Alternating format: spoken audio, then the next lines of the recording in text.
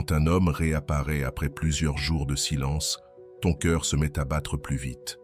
Ton esprit se remplit de questions, et sans t'en rendre compte, tu sens que ce simple message pourrait tout définir.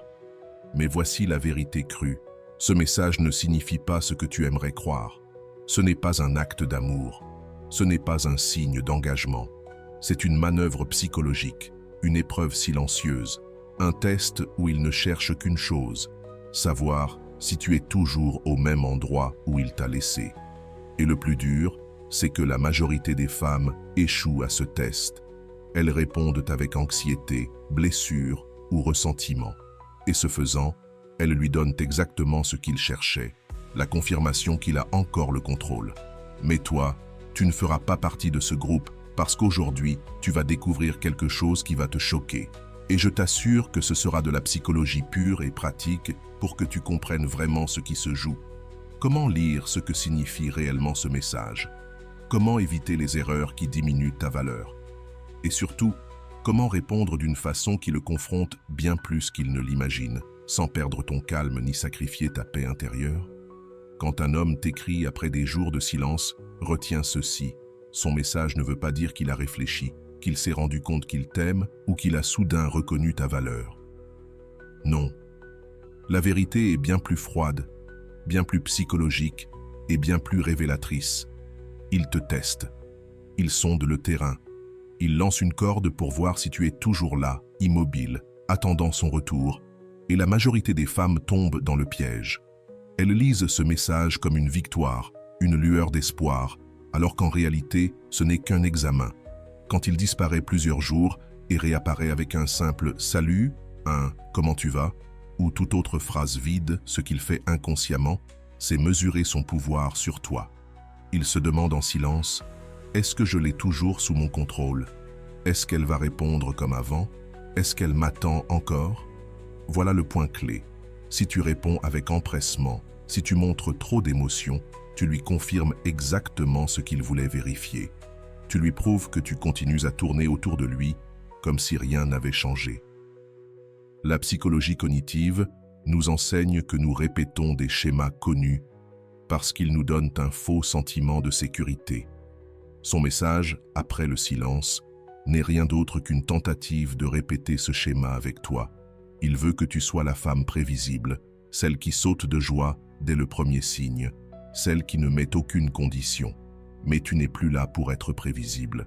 Tu es là pour apprendre à réagir autrement, pour briser son scénario, pour l'obliger à affronter une version de toi qu'il n'a jamais vue. Une femme qui n'est pas à sa merci. Écoute bien, son silence n'a jamais été neutre. Le silence est une arme de pouvoir. Un homme qui se tait pendant des jours ne le fait pas par oubli. Il le fait parce qu'il sait, même inconsciemment, que ce silence provoque un effet en toi. Il sème le doute, l'anxiété, l'insécurité. Il t'amène à te demander ce qui s'est passé, à vérifier ton téléphone, à ressentir le vide. Et quand il réapparaît avec un simple message, tu le vis comme un soulagement, comme de l'eau dans le désert. Mais ce n'est pas de l'amour, c'est une stratégie inconsciente. Son silence a créé la soif, et son message est la goutte d'eau. Si tu réagis comme quelqu'un qui avait soif, tu confirmes que sa technique a fonctionné. C'est là que réside ton véritable pouvoir. Comprendre que ce message n'est pas un cadeau, mais une épreuve de ton estime de toi, de ton indépendance émotionnelle, de ta maturité intérieure. La façon dont tu réagis ne définit pas seulement ce qu'il pense de toi, mais aussi ce que ta propre conscience comprend de ta valeur. Si tu réponds comme avant, tu confirmes ton ancienne blessure, celle d'une femme qui croit avoir besoin d'attention pour exister. Mais si tu réponds depuis un autre espace, si tu gardes ton calme, si tu comprends que ce n'est pas lui qui t'apporte quelque chose, mais toi qui décides de la façon dont tu reçois ce message, alors tu changes toute la dynamique.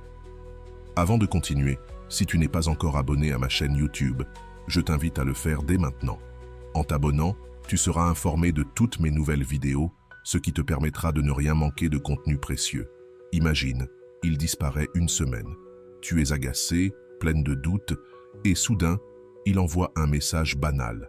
L'ancienne toi aurait accouru pour répondre avec un « quel bonheur d'avoir de tes nouvelles », un « tu m'as manqué », Je commençais à m'inquiéter. Et sa disparition aurait été récompensée, son ego nourri. Mais la nouvelle toi ne lit plus ça comme un signe d'amour. Tu vois clair, c'est une manœuvre psychologique. Et tu réagis autrement. Tu restes calme, posée, confiante, comme quelqu'un qui n'était pas en train d'attendre à la porte. C'est ça qui transforme son « je suis de retour » en sa pire crainte. Car il réalise que, pendant son silence, tu as continué ta vie.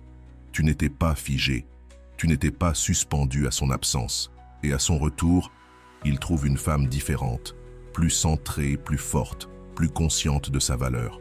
Son ego tremble, car son message n'est plus une corde qui te ramène à lui, mais un miroir qui lui montre qu'il a perdu le contrôle. Alors, retiens ceci. La prochaine fois qu'il t'écrit après des jours de silence, ne lis pas ces mots comme de l'amour.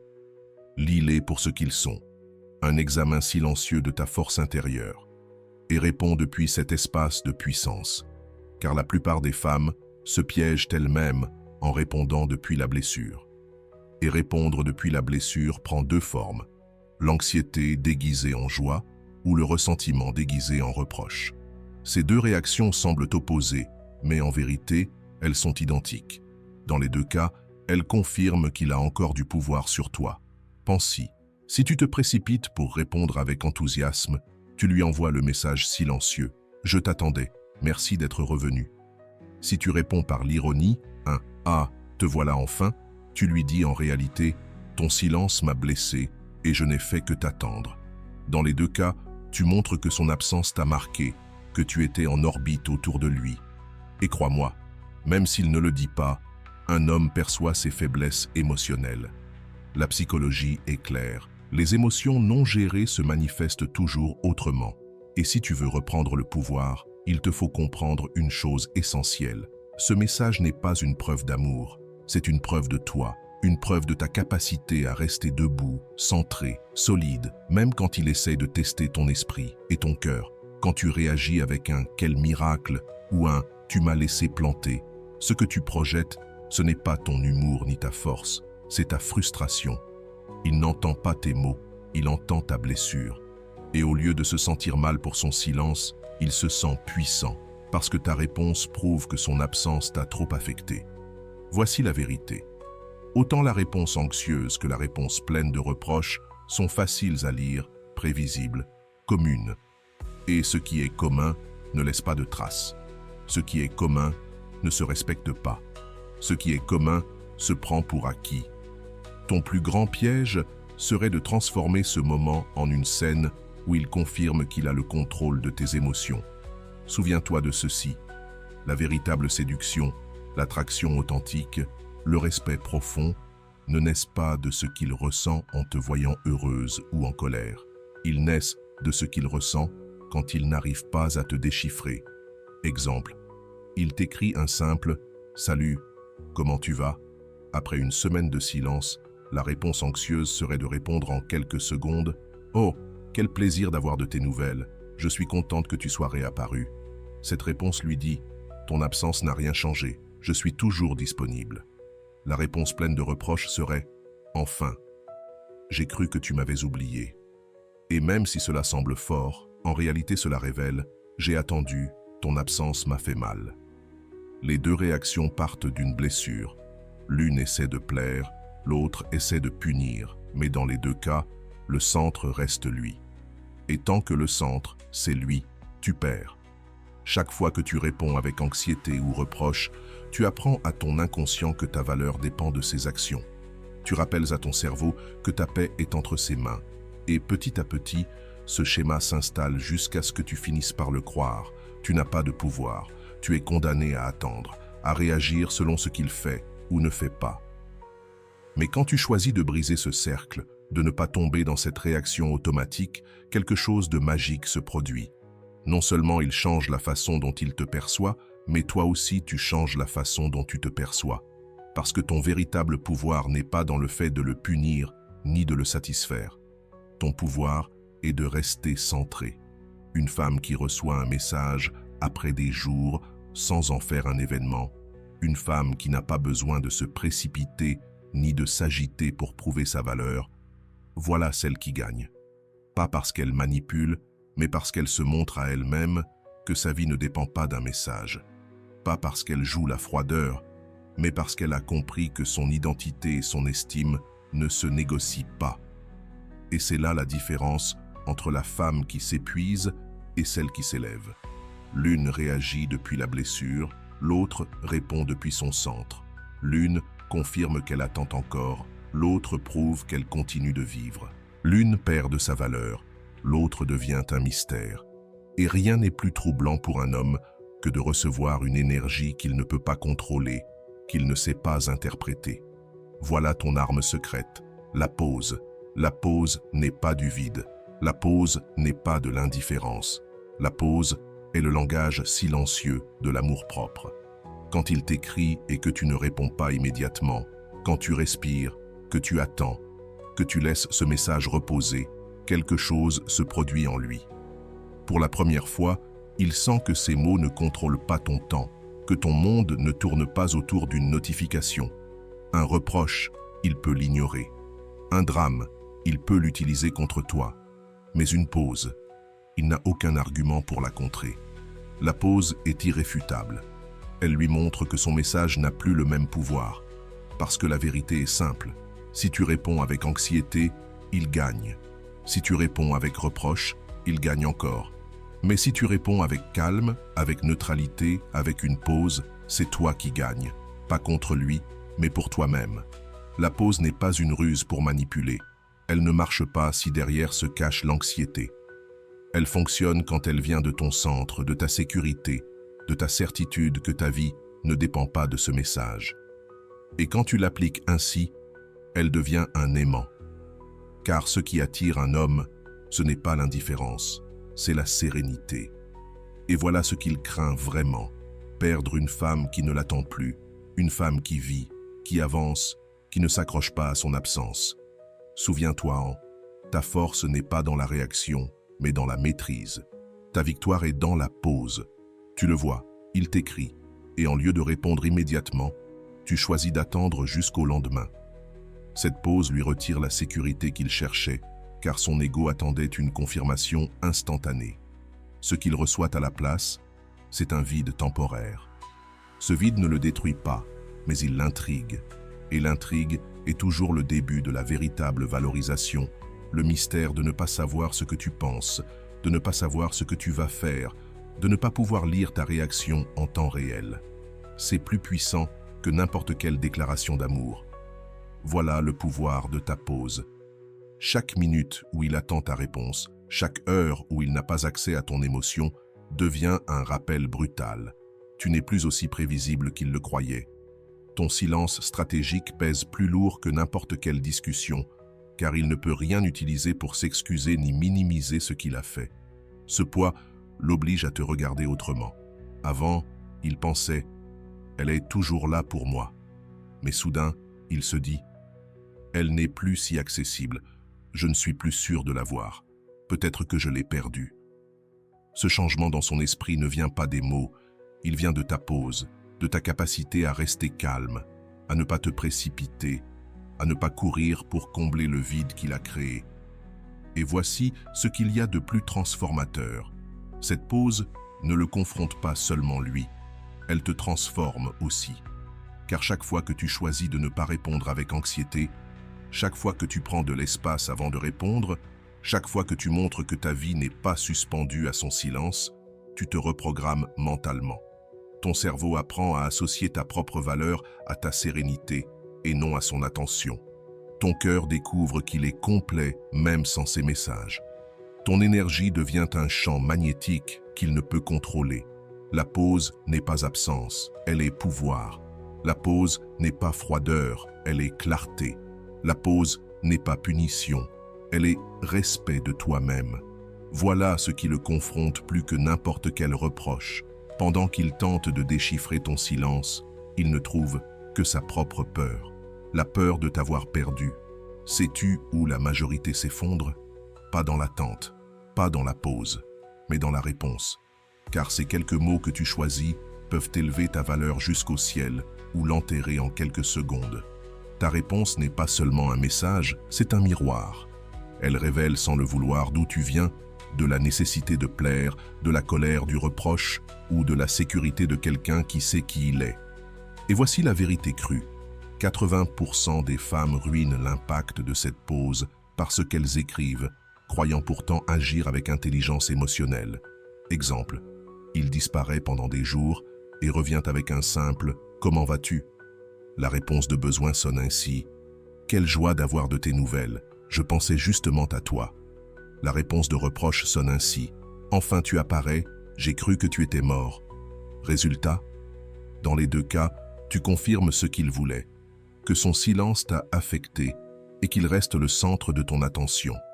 Mais il existe une troisième option, la réponse de valeur, celle qui ne sonne ni comme un besoin, ni comme un reproche, mais comme de la sérénité. Une réponse ferme, claire, qui le confronte à l'idée que ton monde a continué à tourner sans lui. En psychologie cognitive, nous savons que les symboles sont plus puissants que les discours. Et dans les messages, tes mots sont les symboles de ton énergie intérieure. 1. Quelle joie d'avoir de tes nouvelles. Quand tu meurs d'angoisse à l'intérieur, ne transmets pas de sérénité, il transmet de l'anxiété déguisée. 1. Je t'avais oublié, ne transmet pas de force, mais une blessure cachée. Alors qu'un simple message bref, neutre, tranquille, transmet bien plus de pouvoir qu'un long discours. Exemple. Il écrit « Salut, comment vas-tu ?» et tu réponds « Bien, merci » ou « Tout va bien, merci ». Tout va bien a plus de poids que 1000 reproches, car ça ne le remet pas au centre. Le merci transmet de la politesse, mais pas une ouverture totale. Et ce genre de réponse crée du mystère. Il se demande « Tout va bien, mais qu'a-t-elle fait? Où était-elle? Pourquoi sonne-t-elle si tranquille ?» Ce qui l'obsède, ce n'est pas ce que tu dis, mais ce que tu ne révèles pas. Attention, cela ne signifie pas jouer à la froide ou à l'indifférente totale. L'erreur inverse serait d'adopter un ton arrogant, du style « Je ne me souviens même plus de toi » ou « Peu importe que tu écrives ou pas ». Ça ne crée pas de valeur, ça crée de la défensive. Et la défensive ne construit jamais le respect, elle ne crée que des jeux de pouvoir stériles. La clé est dans la mesure. Ni lui rouvrir grand les portes comme si rien ne s'était passé, ni les claquer avec rancune. La juste mesure, c'est un message court, neutre, serein, mais ferme. Suffisant pour montrer de l'éducation, mais pas assez pour lui donner l'impression de reprendre le contrôle. Ton message n'est pas une invitation, c'est un miroir. Chaque mot doit refléter la femme que tu es maintenant. Une femme qui n'attend pas, qui ne supplie pas, qui ne poursuit pas, mais qui ne se cache pas non plus derrière un mur de rancune. Exemple de réponses qui transmettent de la valeur. Bien, merci, j'espère que toi aussi. Ou, tout tranquille ici, beaucoup de choses à faire, mais ça va. Toutes ces phrases transmettent que tu as une vie, que tu es occupé, que ton monde ne s'est pas arrêté. Elles ne livrent aucun détail, ne cèdent aucun contrôle, ne sonnent pas anxieuses. Elles reflètent un centre intérieur solide. La différence entre paraître disponible et paraître précieuse est dans l'intention que tu projettes. Disponible, c'est « Je veux que tu m'aimes encore, je fais des efforts pour te plaire, je t'ouvre la porte sans condition. » Précieuse, c'est « Je te réponds par éducation, mais ma vie ne dépend pas de toi. Je vais bien, mais je ne t'offre pas la narration. » Et voici la révélation. Ce qu'un homme respecte le plus, ce n'est ni la femme qui se sacrifie pour le recevoir, ni celle qui l'agresse de reproches. Il respecte la femme qui l'accueille avec calme, avec naturel, avec une aura de vie propre. Parce que celle-ci lui dit « Je ne suis pas ton prix pour être apparu. Je suis une femme que tu choisis de valoriser ou de perdre. » La psychologie est claire. Quand ta réponse ne correspond pas à son scénario, son esprit entre en tension. Il attendait une confirmation, il reçoit du mystère. Il attendait du pouvoir, il reçoit de la neutralité. Il attendait du contrôle, il reçoit le rappel qu'il ne l'a plus. Et cette tension, c'est ce qui le fait craindre de te perdre, ce qui l'oblige à te voir autrement. Alors retiens bien ceci. La différence ne se joue pas dans ce qu'il écrit, mais dans la manière dont tu réponds. Tes mots sont ton miroir. Chaque message est une opportunité de montrer ta valeur ou de la perdre.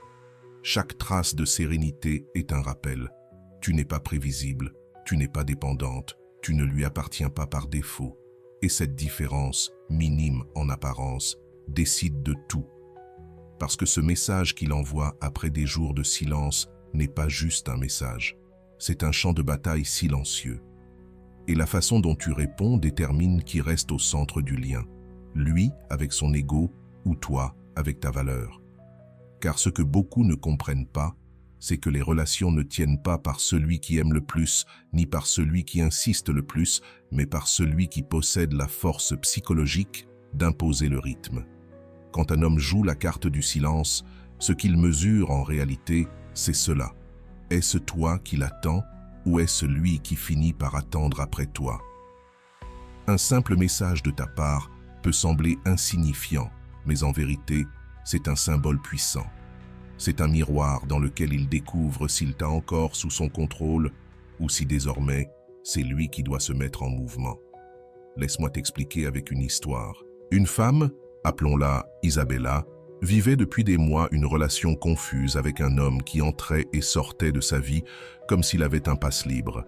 Il disparaissait pendant des semaines, puis réapparaissait avec un simple salut ou « tu fais quoi ?» Isabella tombait toujours dans le même piège. Elle répondait immédiatement, parfois avec excitation, parfois avec reproche, mais elle était toujours là. Jusqu'au jour où, lassée de cette dynamique toxique, elle décida d'agir autrement. La fois suivante, après 5 jours de silence, il réapparut avec un « Comment tu vas ?» Isabella respira profondément et ne répondit pas tout de suite. Elle le laissa attendre. Quand elle écrivit enfin, son message fut court, neutre, calme. « Je suis bien, occupé.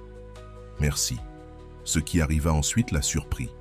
Lui, qui semblait toujours la tenir dans sa main, commença à insister. Il envoya un autre message, puis appela, puis proposa de la voir. Pour la première fois, c'était lui qui cherchait à ne pas la perdre. Pourquoi? Parce que sa réponse avait changé. Parce que ce petit décalage avait redéfini toute la dynamique. Ce n'était plus lui qui fixait le rythme. C'était elle qui lui montrait que son monde continuait de tourner et que s'il voulait en faire partie, il devait désormais le mériter. Voilà le pouvoir de ta réponse. Redéfinir le centre. Quand tu réponds avec anxiété, le centre est chez lui. Quand tu réponds avec reproche, le centre est encore chez lui. Mais quand tu réponds avec calme, avec dignité, en sachant que tu n'as pas besoin de lui pour exister, alors le centre revient à toi. Ce changement psychologique est brutal pour son ego, mais profondément libérateur pour toi. Ta propre esprit apprend aussi une nouvelle leçon. Tu n'as pas besoin de supplier, tu n'as pas besoin de courir après lui, tu n'as pas besoin d'être toujours disponible. Ta réponse ne redéfinit pas seulement le lien, elle redéfinit aussi ta vision de toi-même, ton estime personnelle. En thérapie cognitive, on apprend que l'esprit se transforme quand il intègre ce qui autrefois l'emprisonnait. Ici, ta réponse devient une guérison. Tu ne réagis plus depuis ta blessure, mais depuis ta force. Et cette différence change tout. Car il y a une vérité simple. Un homme respecte ce qu'il ne contrôle pas. Ce qu'il peut prédire, il le prend pour acquis. Ce qu'il n'arrive pas à déchiffrer, il y pense la nuit entière. Quand tu brises le schéma et que tu réponds différemment, tu l'obliges à bouger. Tu n'es plus celle qui tourne autour de son silence.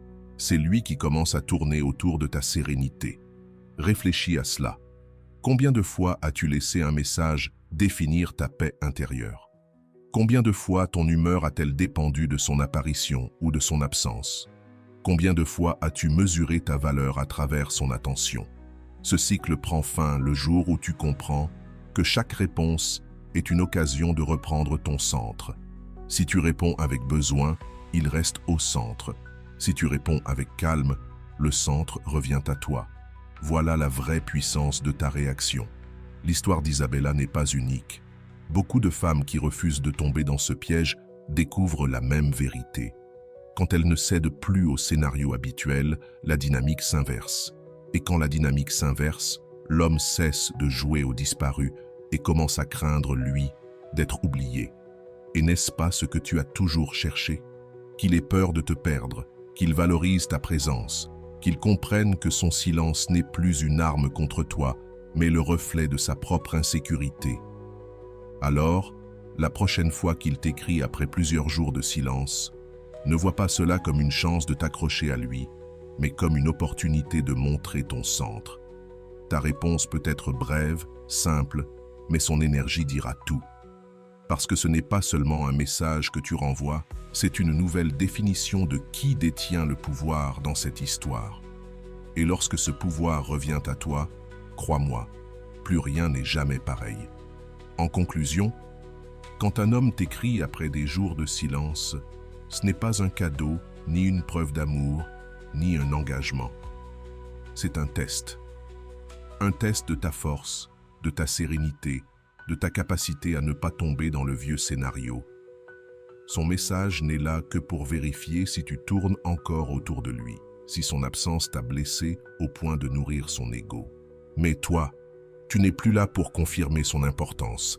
Tu es là pour te prouver à toi-même que ta valeur ne dépend pas d'un chat, que ta paix n'est pas négociable et que ton pouvoir réside dans la manière dont tu choisis de répondre. Car cet instant, celui de ta réponse détermine tout. Est-ce encore lui le centre ou est-ce désormais toi? Alors dis-moi, es-tu la femme prévisible qui attend ou la femme précieuse qui continue de vivre sans jamais mendier d'attention? Là est la vraie victoire, non pas dans ce qu'il pense de toi, mais dans ce que tu décides de reconnaître en toi-même. Et je veux que tu l'écrives maintenant dans les commentaires comme un saut de clarté et de décision. Ma réponse me donne du pouvoir. Voilà la différence entre celle qui supplie d'être choisie et celle qui, par sa présence sereine, devient inoubliable. Si ce message a résonné en toi, laisse un puissant like, abonne-toi, active la cloche, et si ton cœur te pousse à soutenir davantage cet espace, rejoins la communauté des membres du canal. Tu pourras profiter d'avantages exclusifs, des réponses prioritaires à tes commentaires, la possibilité de participer au choix des prochaines vidéos et un accompagnement plus